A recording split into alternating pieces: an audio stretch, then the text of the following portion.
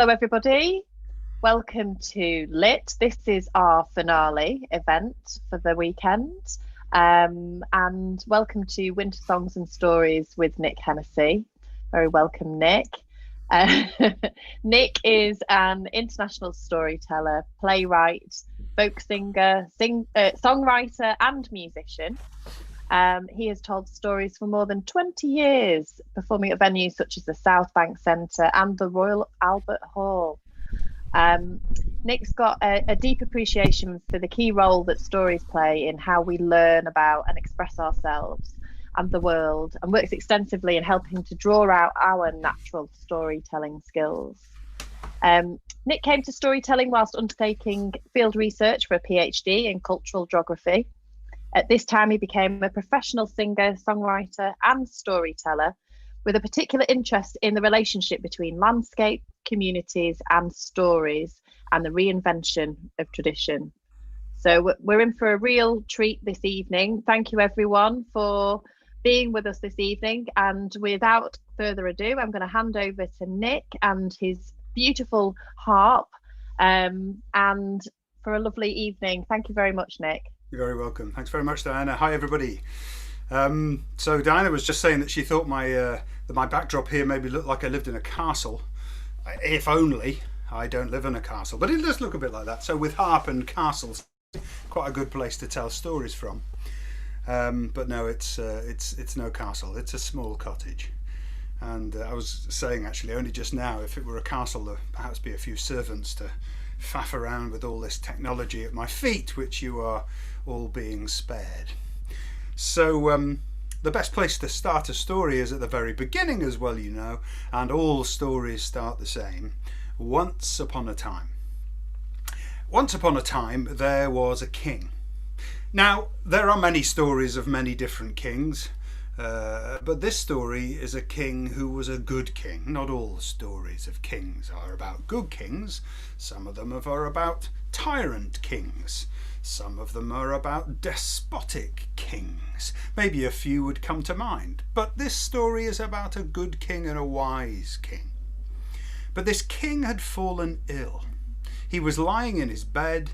No one knew what was wrong with him. There was no healing him, and each day he grew thinner and paler and weaker, and the kingdom was grieving. Will we lose our king, they thought. And then one day, a young boy dressed in rags came skipping through the kingdom, and under his arm was a small wooden box.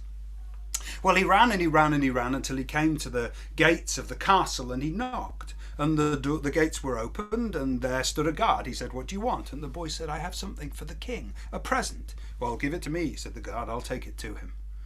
So the boy, dressed in rags and with his bare feet, gave the little wooden box to the guard, and the guard slammed the door on the boy, and the boy left. Well, the guard carried across the courtyard this small wooden box, and then up the stairs he went until he came to the king's private rooms, and he knocked. Tum, tum, tum. A frail voice called him in, and he bowed low. "Your Highness, I have a gift for you from a boy who gave me a box to pass on to you as a present." Well, the king was in no mind to open presents, but he said, "Please leave it on my bedside table and go." So that's what the guard did. He left it beside the king on his bedside table and left. Well, after a while, the king's curiosity got the better of him. He rolled himself over in bed and stared at the wooden box. It was a beautiful box. It was painted with extraordinary pictures. Hand painted. They were beautiful, vivid images. But of course he was most curious about what was inside the box. So he picked up the box and he carefully lifted the lid, and inside that box he saw a bowl. A golden bowl. It was beautiful. He reached into the box and he took out the bowl and he held it in his hands, and just as he held it in his hands, he began to feel a kind of warm feeling in his heart, like honey. It was such a beautiful bowl, he thought. This bowl is curing me. This bowl is bringing back my health. In no time at all, he was sitting up in bed, and then he was standing at the bedside, feeling stronger. This bowl is a magical bowl. It's cured me. It's healed me. He looked at it. It was beautiful. Polished gold. He could see his own face reflected in it. And then suddenly he saw tiny little words etched into the bowl, into the gold. And when he looked close, he saw the words read, "Give this bowl to the one you love most." Well, that's a beautiful gift to have, thought the king. What a beautiful gift to be given. I wonder who the boy was who gave me this bowl, but such love, such a gift of love. He thought to himself, what shall I do with the bowl now? Shall I put it on my mantelpiece, or perhaps I should put it in the windowsill where it would catch the light? He thought, no, that doesn't seem right. Since the bowl was given to me, I should pass it on, but who should I pass it on to? Who is it that I love most in all of the world? Of course he knew. His wife, the queen. I shall give it to her. So he put on his robes and he put the bowl back in the box and he shuffled off down the corridors until he came to the queen's private rooms and he knocked. Dum, dum, dum. The queen opened the door and there she saw her husband. "Your Highness, you're well." "I am," he said. "I feel so much better. I'm cured, I'm healed. I have a present for you." "A present for me?" she said. "Yes." And he gave her the box. And he was off down the corridor. Well, she took it into her rooms and she put it down on her dressing table and she thought to herself, I wonder what's inside that box. It's a beautiful box. She lifted the lid, she saw the golden bowl. She took it out, she held it. Oh, she felt that fluttering, that warm, sweet feeling in her heart like honey. This is a beautiful bowl. Where did he get it from? What a gift! I've never seen such a bowl. This is a beautiful, beautiful, magical bowl. Then she saw the words. "Give this bowl to the one you love most." And then she thought, how kind of the king to give it to me. Of all the people he could have passed it to, he passed it to me. Well, what shall I do with it? I could put it on my dressing table there, or perhaps I should put it in the window where it'll catch the light, or perhaps... No, it doesn't seem right. I should give this bowl to the one I love most. And of course, she thought, well, who will I give it to? And just at that very moment, she heard shouting behind her out of the window down in the courtyard. And when she looked, down in the courtyard, she saw the soldiers.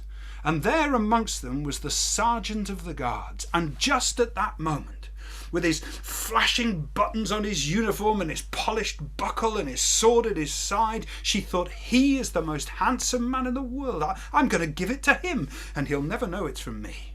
So she put the bowl back in the lid, she closed it, she put a cloak on with a deep hood to hide her face, she picked up the box, she was off down the corridor, down the stairs and across the courtyard till she came to the barracks. She knocked. Tum, tum, tum.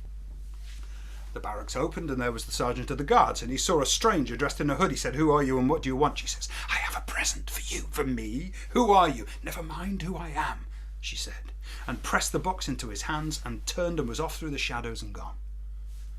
How strange, thought the sergeant of the guards. This could be a trap. So he put the box carefully on the table and he stood back, and with the tip of his sword he lifted the lid of the box and he looked inside and he saw the golden bowl. He took it in his hands. Oh, and when he held it, he felt that warm feeling. What a beautiful bowl, he said.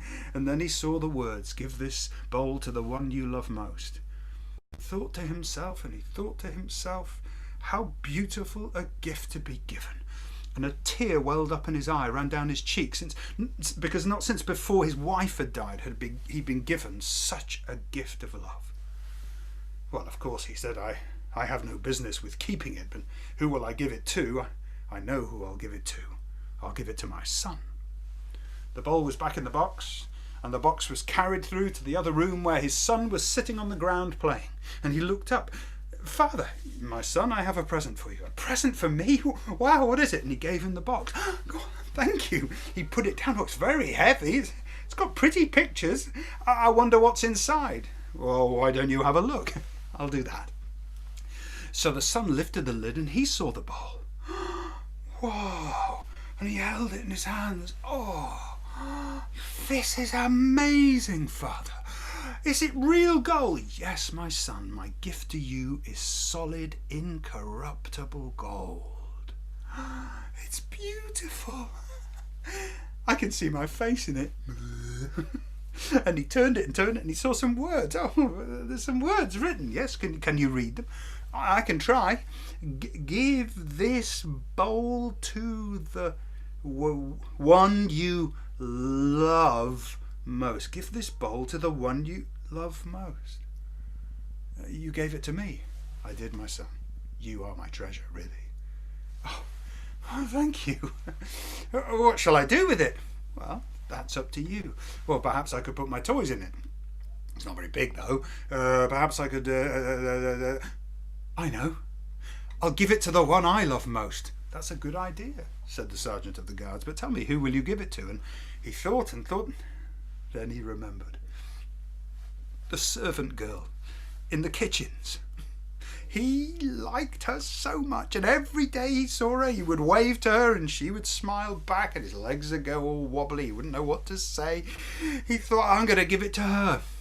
So the bowl was back in the box, the lid closed, and the boy ran across the courtyard to the kitchens, and there on her hands and knees was the servant girl, scrubbing and scrubbing and scrubbing, and she looked up and she smiled. Hello, he said. Hello, she said. Are you just passing by? Oh, no, not just passing. I've got a present for you. A present for me? She said, yes. And he gave her the box. Oh, thank you. It's a beautiful box. Well, what's inside? But it was too late. He was running out of the door, laughing. Well, she put the box on the ground. She wiped her hands on her apron, and then she lifted the lid, and she saw the golden bowl. Oh, my, she said.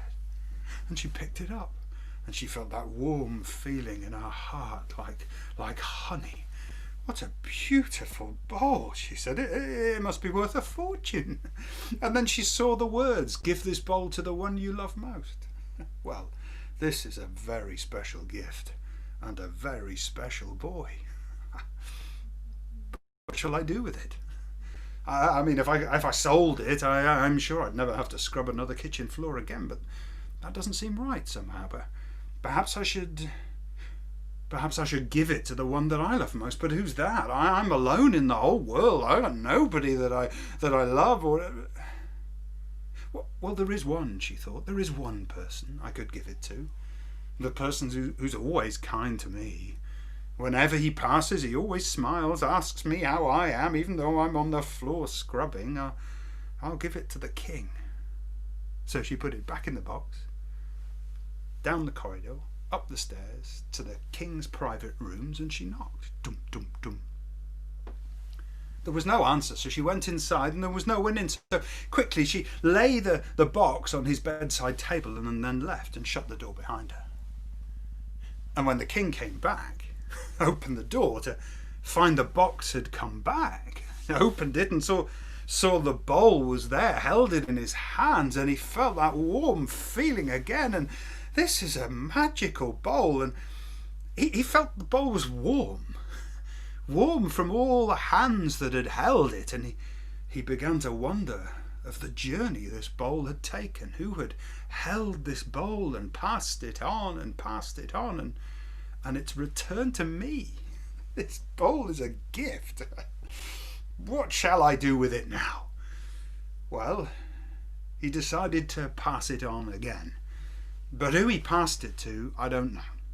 But I do know he passed it to someone, because that person passed it on to someone else, who passed it on to someone else, who passed it on to someone else, who passed it on to someone else, to someone else, to someone else, to someone else, to someone else, and eventually that bowl was passed on to a storyteller called Duncan Williamson. And that storyteller passed the bowl on to me, and now I have passed it on to you. What will you do with it? Who will you give it to?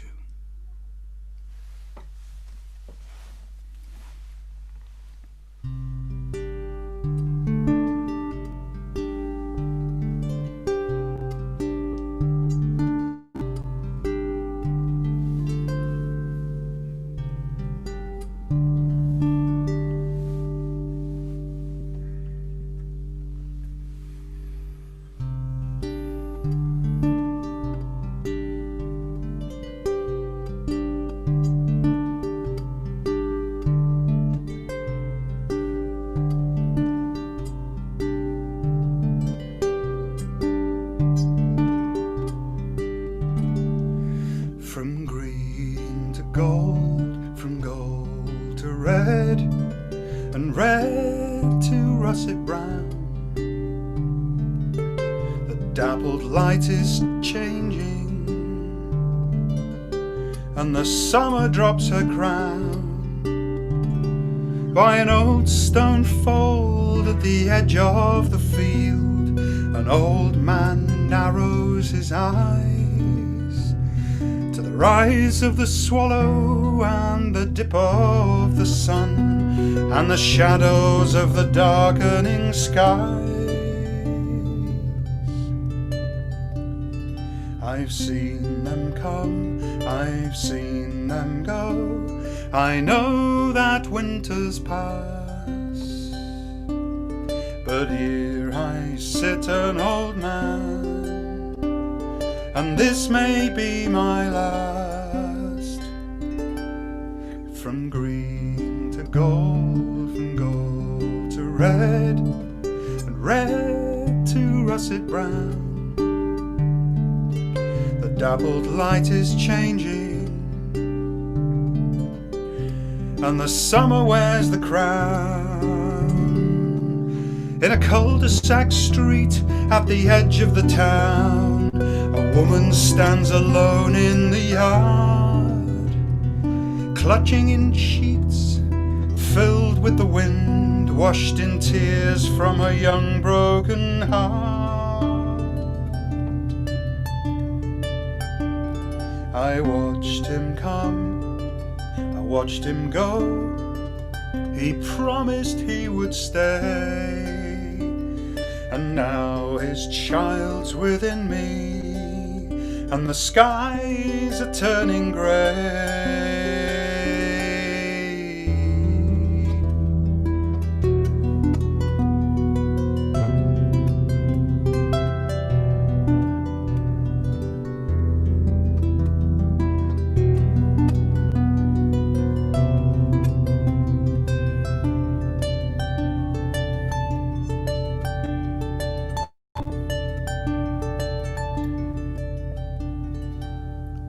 From green to gold, from gold to red, and red to russet brown,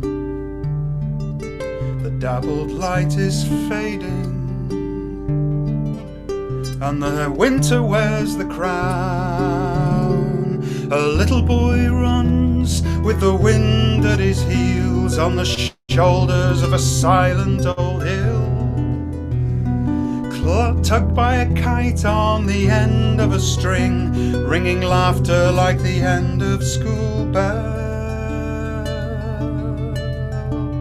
I've seen the sun rise bright and clear and turn upon this hill, and though it falls behind me, yet the world's before me still.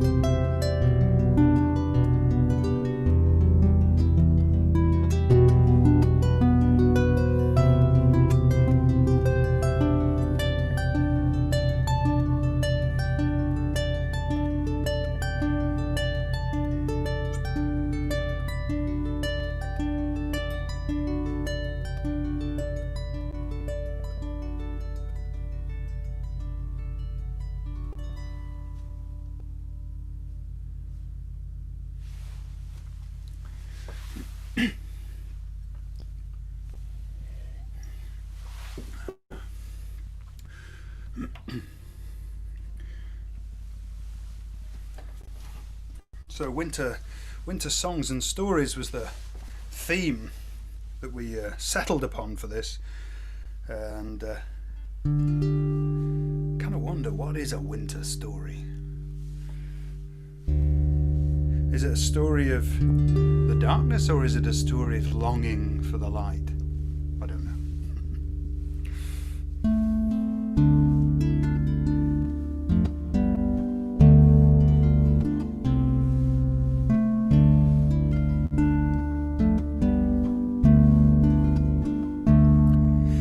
As it fell out upon one day, divers made a feast, and he has invited all his friends and gentry of the best, and Lazarus he's laid him down and down and down by divers wall. Give me meat and drink, brother divers, bestow upon the poor. I want none of my brother's Lazarus that lies begging at my door.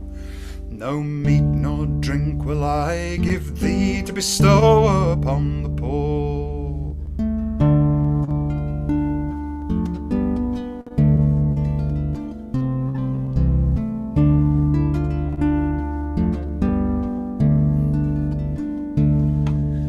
As it fell out upon one day, Lazarus sickened and died. There came two angels out of heaven, his soul therein to guide. Rise up, brother Lazarus, and come along with me. For there is a place for you in heaven to sit on an angel's knee.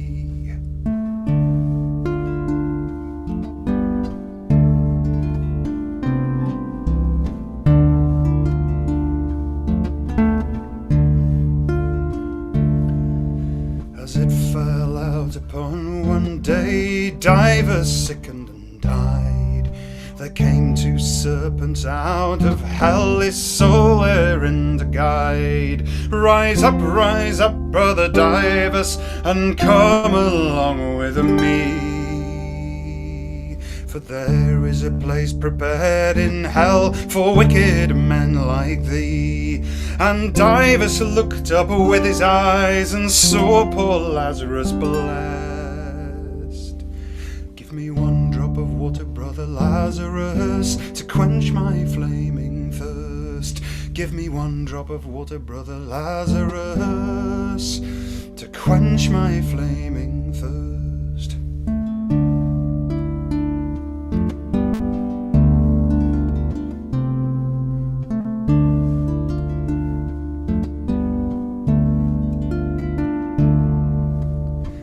Hobby Noble, he rose himself, he rose up at the break of day, and he struck out across the fell, and he sang along the way. And he's gone down by the dike and the ditch, and he's gone down by the moss, until he came to where two roads met, two roads that met to cross. And where the two roads met to cross, amongst the scattered stone, he spied a thing that catched his eye, a skull of bare white bone.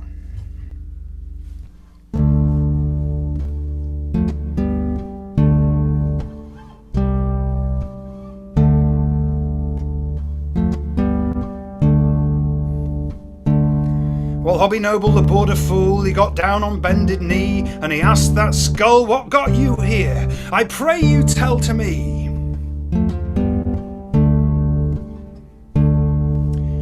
Bare-boned skull turned on gravel ground, and with throatless voice spoke clear, "Ah, Hobby Noble, you border fool, it's talking got me here."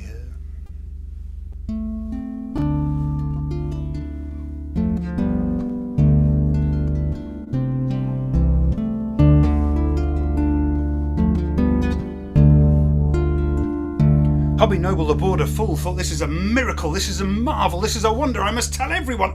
Lord Dacre, he shall hear of this. Lord Dacre, he'll be proud. So he struck off across the fell to carry the news to his lord. And he's gone down by Bewcastle Fell. He's gone down by the old stone cross. He's gone down by Askerton Keep. He's gone down through Lanercost until he came to Narworth's gates, and he's tinkled at the pin.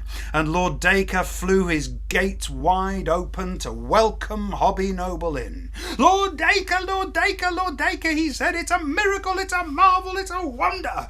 And he sat down and told him everything. Lord Dacre scratched his chin. "If this be the truth, you border fool, this thing that you do say, I'll give to you as much gay gold as your horse can carry away. But if this be a lie, you border fool, this thing that you have said, I swear to you by arm and steel, I'll have your foolish head."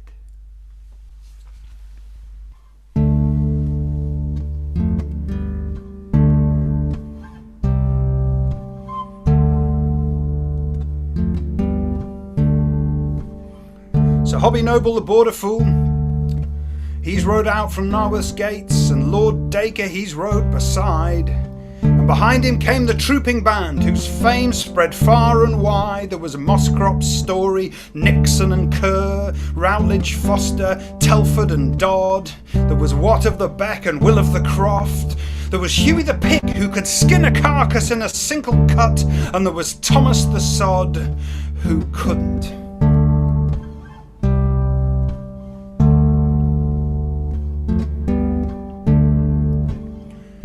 They've gone down by the dike and the ditch, and they've gone down by the moss, and they've gone down to where the two roads met, those two roads that met to cross. And where the two roads met to cross, amongst the scattered stone, they spied the thing that catched their eye, that skull of bare white bone. And Hobby Noble the Border Fool, he got down on bended knee, and before the crowd he asked that skull, "What got you here? I pray you tell to me." The skull said nothing, just grinned and stared.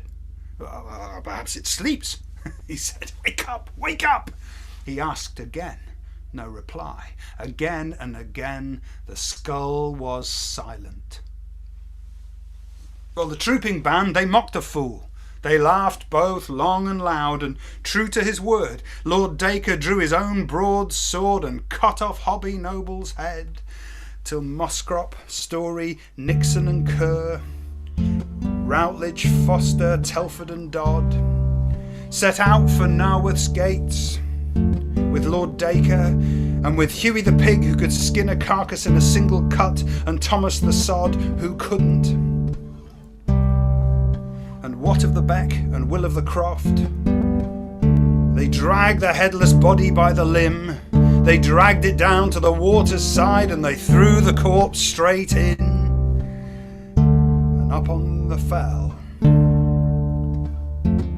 where the two roads met, amongst the scattered stone lay the severed head of the Border Fool, beside that skull of bare white bone.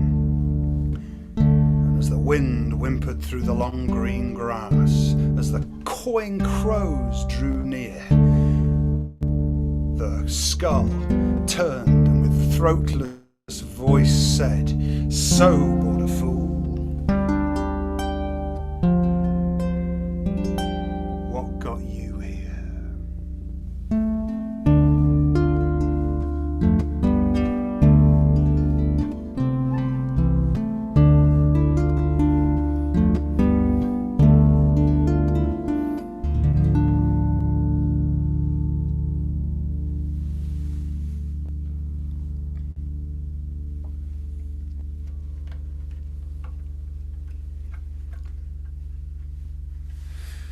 So that story's rooted in the borders, the Scottish borders,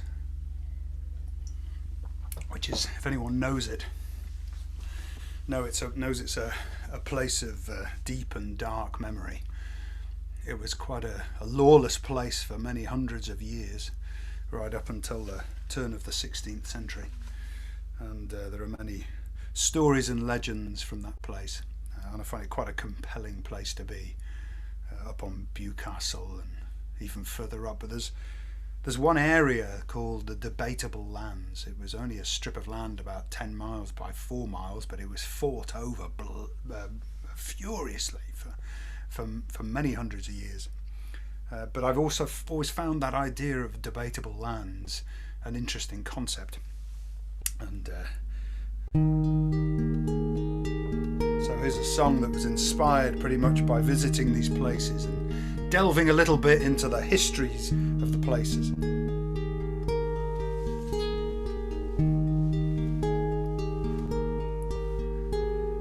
You took me to a field, a place beneath the sun, a finer field as any, place to which we'd come. You told me of a war fought there in the field of two embittered armies. blind to yield. You told me of the blood that stained the ground for years, and all of this you told me, and I couldn't help the tears. You said, this is debatable land, this is a floating world, and though we two are lovers, we're strangers to ourselves.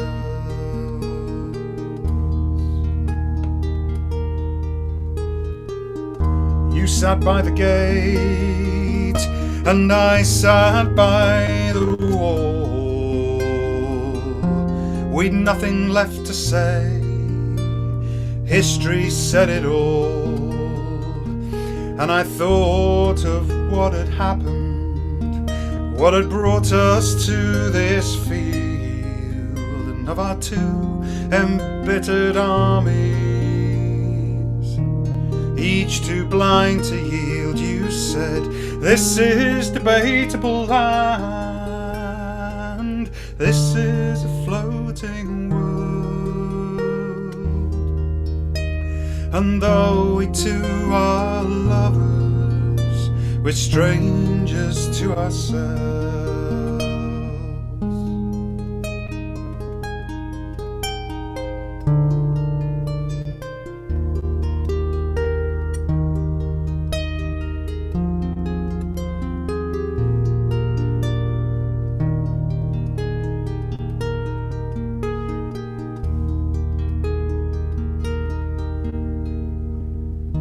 I saw the day divide, I saw the parting in the road, and felt that field come between us, felt the shadow of a crow.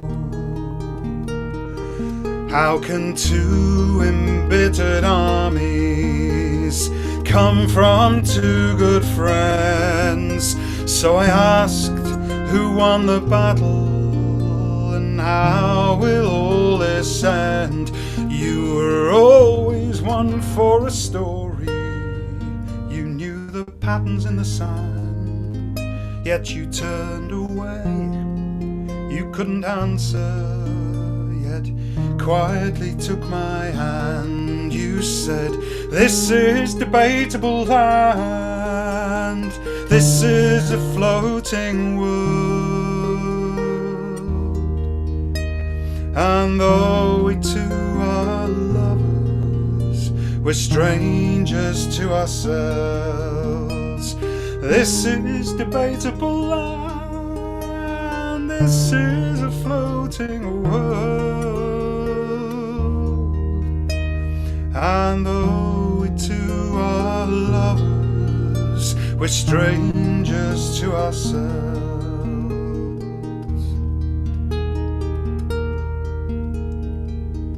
You took me to a field, a place beneath the sun, a finer field as any, but a place to which we'd gone.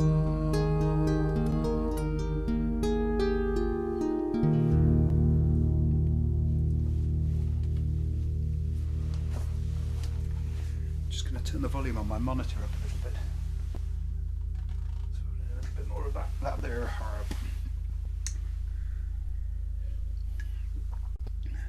So Diana mentioned at the beginning that I'm interested in landscape, stories and landscape.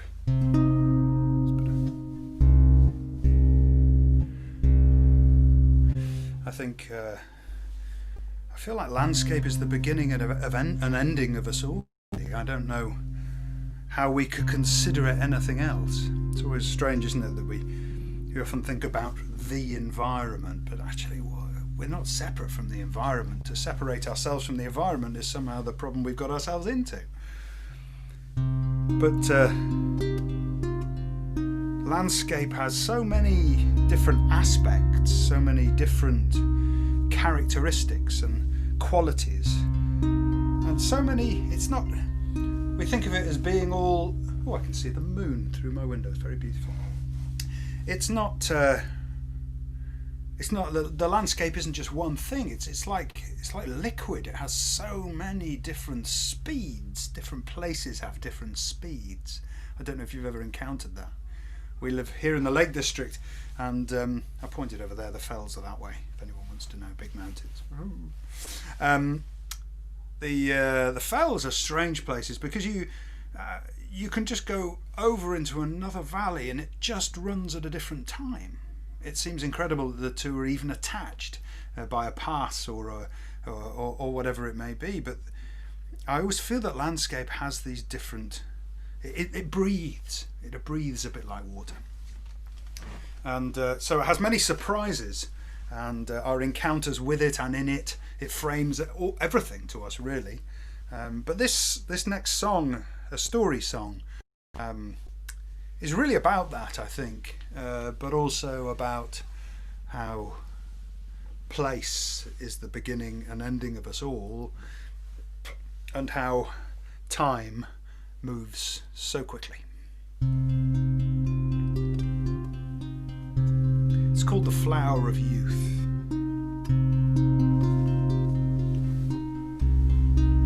The fool has returned. I wish you could see me here on the far side of where it began. I need you to know wherever you are.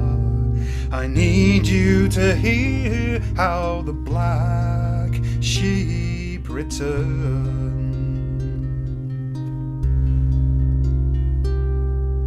All that it was a walk on the hillside, my feet in the heather and head in the sky.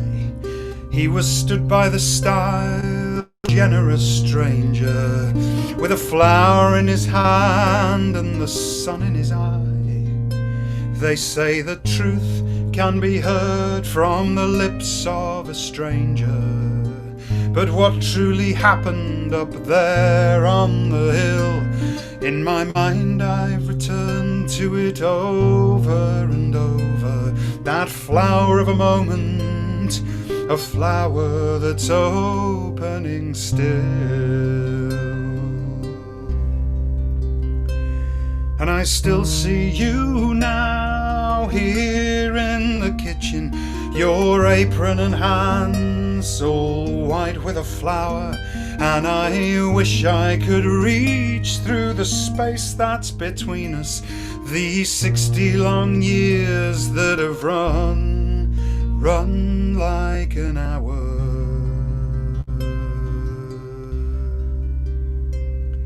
But then if I could, what would you tell me? What would you say to what I've become?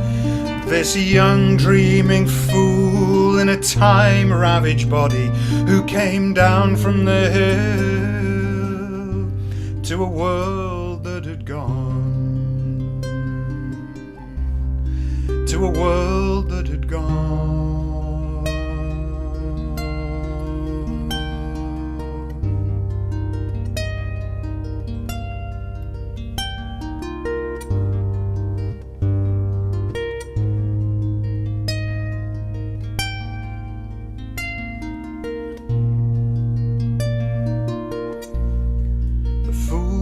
Returned to the shame of forgetting, of losing myself, the blame and the truth, and the price that I pay is paid now in returning this sharp sudden frost on the petals of you.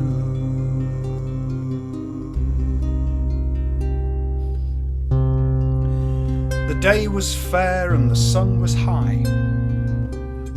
The girl left her mother baking in the kitchen, left the farm and took the path up the hill. Her feet all tangled in the heather, her mind a tangle of young girls' dreams. When she reached the top, there was a man standing by the stile, a stranger, a hawk quivering in the hot air above him. Well, they talked of this and that, the girl and the stranger, the view, the weather. And then he reached into his bag and took out a bottle, uncorked it and offered it to her to drink. Well, she was thirsty, so she took it kindly, pressed it to her lips and drank. But the liquid was sudden and sweet, like nothing she'd ever tasted before. It blossomed on her tongue, and something within her, something deep, opened for the first time, and the hawk fell.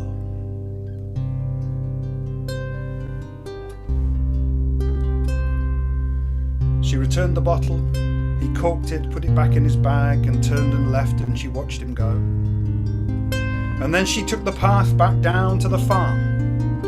But when she got there, she couldn't believe her eyes, because the barn was just a tumble of stones, of fallen stones and rotten timbers and weeds. She called to her mother, called and called, but there was no reply. She ran down the road. There she met a man. She begged him, pleaded, "Tell me, where's my mother? Where's my father? What happened to the farm?" And the old man looked and rubbed his chin and said, "Why, girl, no one's lived there for 100 years. And its time is the tyrant, and time is a thief, promising us all and leaving us none.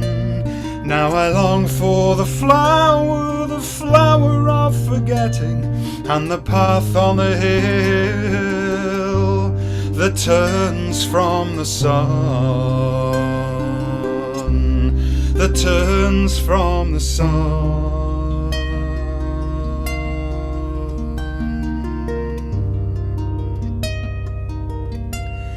That turns from the sun.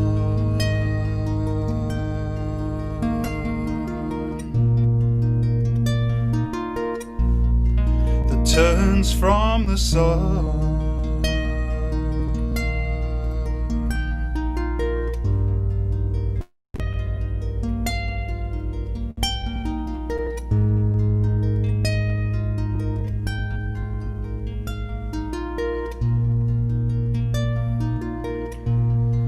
The fool has returned.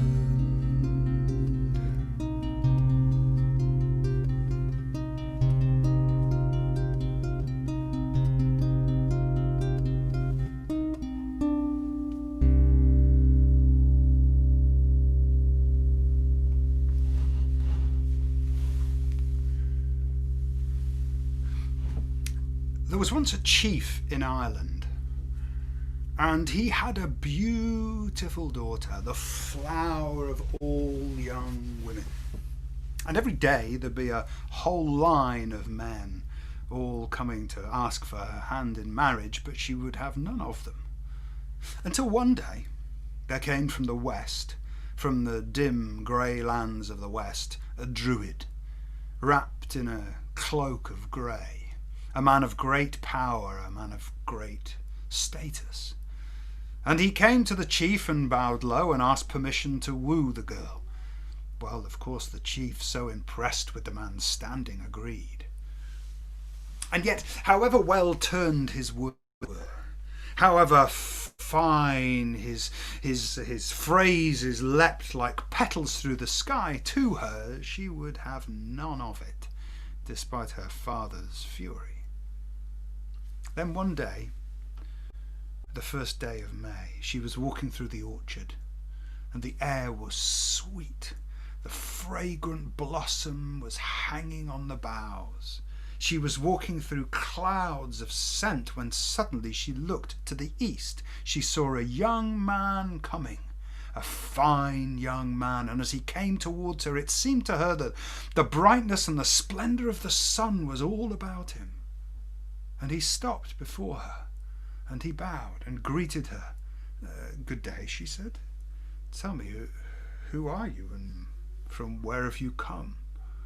And he said, "I have had for companions chiefs and champions. Wise kings and poets have sought my counsel, and I come here for you." He bowed low before her. She said, "Do you have a wife?" "I have no wife," he said. "I love only you." And he lowered his gaze then from her eyes, down her soft cheek, her chin, to her neck and below, and he smiled then. He said, "I see a land where I may rest my spear at last." "Do you now?" she said. "Well, only the man that knows the blade that is keener than the sword will rest in that fair land. Only the man that knows the prick that is sharper than the thorn will rest in that fair land. Only the man that knows the way that is longer than the road will rest in that fair land. And only the man that knows the fruit that has no seed nor stone will rest in that fair land." The young warrior, with a smile, reached forward and smiled again and said, "The tongue's blade is keener than the sword. I will rest in that fair land. Hunger's prick is sharper than the thorn. I will rest in that fair land. Love's way is longer than the road, and I will rest in that fair land. The apple when in flower has no seed or stone." And he reached up and pulled down a clutch of blossom and gave it to her, and for a moment their hands touched. And then she snatched away the blossom, set it to her nose and smelt the fragrance, and smiled and said, "Well, you may rest in that fair land." And the two of them walked off together then, walked off through the orchard and the sunlight. But at the edge of the orchard in the shadows, the grey-cloaked druid cursed. Later that day, when the sun was slowly sinking, she was making her way back once more through the orchard when suddenly she heard crying. She came upon a beggar. He was with his back to a small old bent apple tree, and he was weeping and weeping, and she went to him and said, "Beggar, why do you cry?" He said, "Oh, I cry because my children groan with hunger. I cry because my wife, once as beautiful and as fair as you, is now withered by hunger. I weep because if I had enough food to fill this small sack I have, well, then I would consider myself richer than a king, but my sack is empty. That is why I weep." The chief's daughter, she took pity on the man. "I have food. I will find it. I will bring it and fill your sack. You mark my words." With that she went off to her father's hall, and she gathered food. She brought it back, armfuls of bread and cheese, and she piled it into the sack, and yet the sack was no fuller than it had been before. "Well, I promised to fill it, and fill it I will," she said, and she went again, brought more food, meat and fruit, and she piled it into the sack, but still the sack was no fuller than before. "Beggar, forgive me, I promised to fill it, and fill it I will." A third time she went, came back with armfuls of food, and piled it into the sack, yet the sack was no fuller than it was before, and she said, "Beggar, will your sack never be full?" And he said, "Oh, it will be, if you tread the food down." So she slipped off her shoes. She stepped into the sack to tread down the food, and as quick as a flash she jumped up, pulled the sack over her head and tied it tightly, threw off his rags, and the grey-cloaked druid seized her and took her off to the west, far off to the west, to his fortress in the grey, grim lands. And the next day, when the sun was at its fullest power, the young warrior returned to the chief and found that she had been taken, and was furious and demanded permission to find who it was who's stolen her, and may he paint for her on the point of my sword. He said, "My daughter is where she ought to be. You and her have no business together at all." "No business," said the young warrior. "I have her heart and she has mine. Is that not business enough?" And with that the young warrior called about his champions, and they set off to the west. And on they went into the grey, grim lands till they came to his fortress, and there they laid siege. And a battle raged. Every day they fought and fought and fought. And yet, however many wounds the druid received, each morning he would rise up and fight whole again. and the battle went on from the last day of summer through the dark winter until the first day of spring. And as the sun rose one morning, the young champion gathered up all of his strength, and he sprang up from the tip of his spear over the wall, seized the flower maiden, and set off with her. And the druid was furious that that which had been given to him had been taken away. So he went to see the chief, and the chief was furious that his daughter had disobeyed him, so he went to see the king. And the king listened to them all. He listened to the druid, he listened to the young man, he listened to the chief, and he listened to the girl herself. And when he'd heard it all, he said, "My decision is this. In my kingdom I wish it to be known that everyone must be as true to themselves as they are true to their family. So my decision is this: you will spend half of the year with your betrothed and half of the year with your beloved." And so it was. So it was that she was kept then for 6 long months. She lay in the arms of her sweetheart. She lay in the arms of her young warrior companion. And then, as the sun began to wane, she would be taken and all the way carried off to the grim lands, to the grey lands, to the dark lands, and there for 6 months she would sit in a barren hall beside her grey cloaked druid, herself little more than a barren old hag.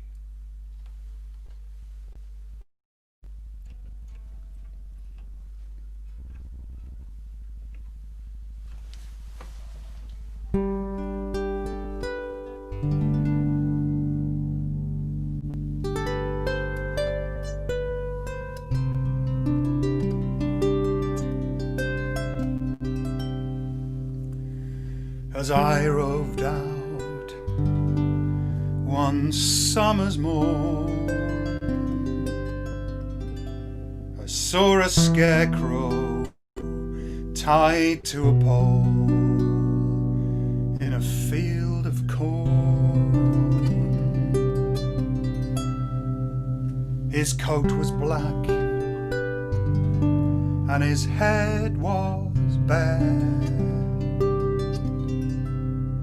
and as the wind shook him and the crows took into the air,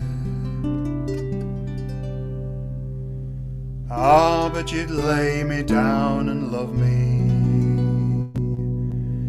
Ah, but you'd lay me down and love me if you could. But you're only a bag of rags in an overall that the winds sway, so the crows fly away, and the corn can grow tall. As I roved out one winter's day, I saw an old man hanging from a pole in a field of clay. His coat was gone and his head hung low, until the wind swung it up to look, wrung its neck and let it go.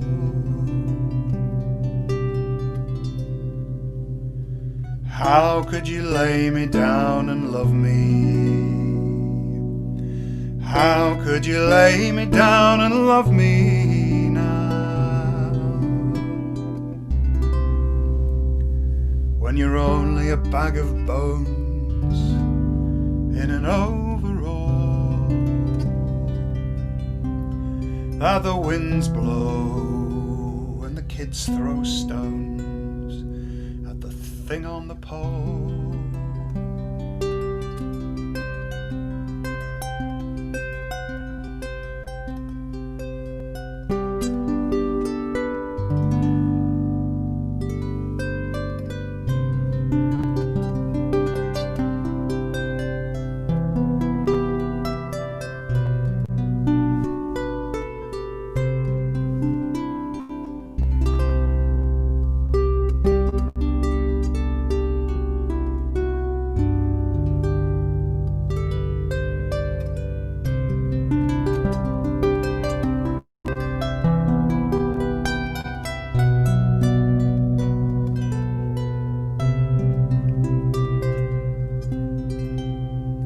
as I roved out one fine spring day.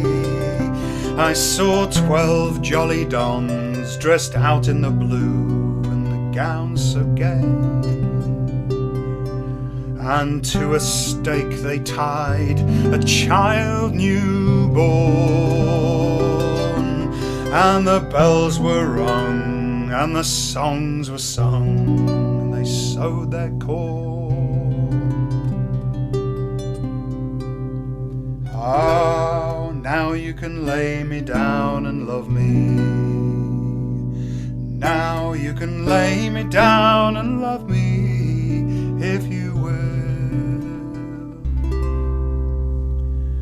But you're only a bag of rags in an overall.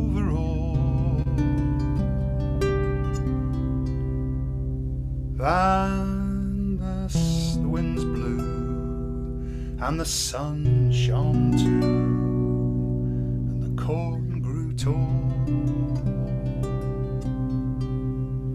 as I roved out one summer's morn. I saw a scarecrow tied to a pole in a field of corn.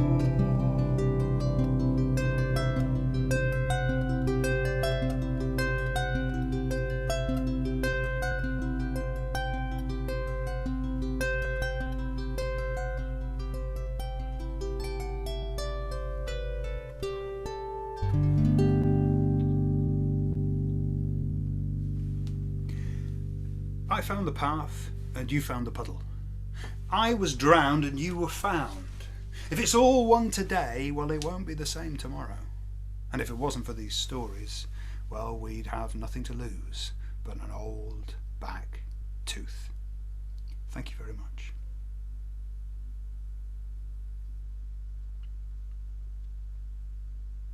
Hello, Nick. Thank you so much for that. That was just simply gorgeous.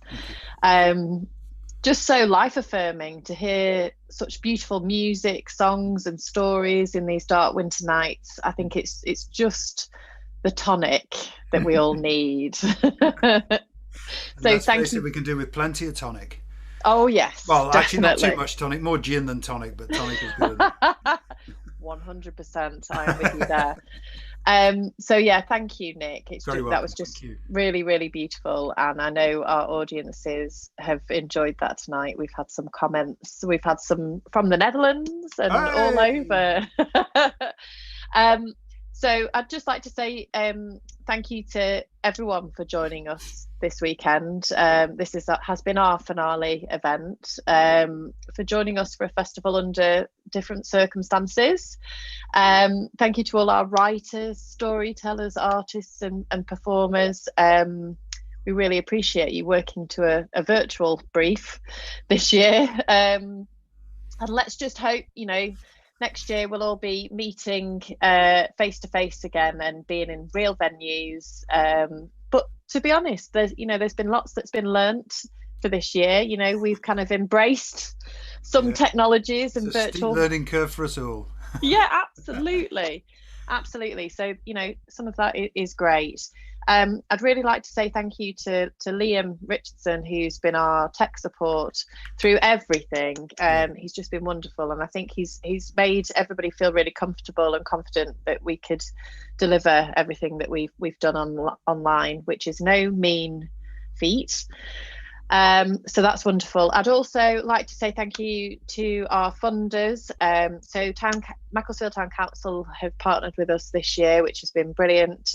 Cheshire East Council, a big supporter for us this year, and the Arts Council as well. To be honest, we didn't think we were doing lit this year, and so it's been great to get that funding support and for us to be able to do what we've been able to deliver this year. There are still some things to come, less in the way of events, but we have some installations across the town centre. So we've got an advent trail of windows in the town centre that you can go and visit, which you'll find on our website from the 1st of December.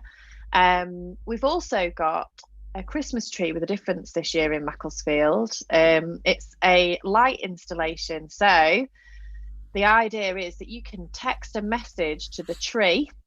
I think you've got about 60 characters, any message, and it will basically pick a light for you on the tree. You can choose a colour, and whenever you text #show to the tree, it will flash your message in Morse code on the Christmas tree.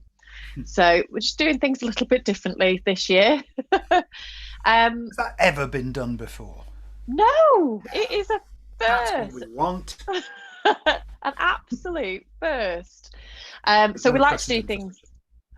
We like to do things differently in Macclesfield. I would also love to send our best wishes to Mandy, who is my partner in crime on Lit Fest and many other things, who is dealing with a kind of a family health crisis at the moment, but she's put so much hard work into making this year's Lit Festival work, and you would have seen her face here this weekend, but she has things that she's dealing with at the moment. So I just want to send all our love and best wishes to Mandy and her family as well. So thank you very much, everybody, for joining us today, and thank you again, Nick, for such a lovely performance. Very welcome. Thanks thank very much you indeed. Thanks. Bye-bye. Bye.